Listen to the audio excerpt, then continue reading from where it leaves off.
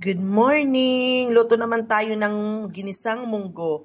Hugasan lang natin at pakuluin para lumambot. Pakuluin lang natin siya hanggang sa lumambot. Yung iba binababad muna bago palutuin. Ako'y diretso na. Pinapakulo ko para lumambot agad bago natin igisa. Pag ready na ang ating munggo, lumambot na siya, mag-gisa na tayo. Gagamit tayo ng bawang, sibuyas, kamatis, sili. At sa pampalasa naman, gagamit lang ako ng salt, black pepper at saka ng isang Maggi. Siyempre, lalagyan natin ng chicken.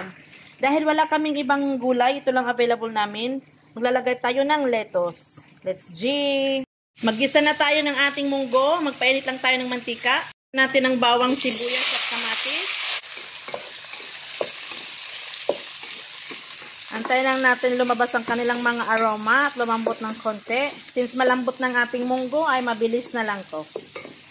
Malambot na, lagyan na natin ang ating chicken. Natin ng Maggi at saka black pepper.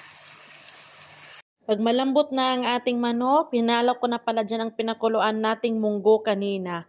Pakuluin lang natin siya ng konti. Talagay na natin ang ating lettuce.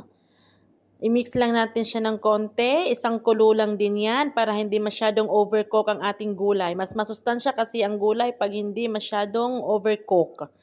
At malapit na yan sa katotohanan.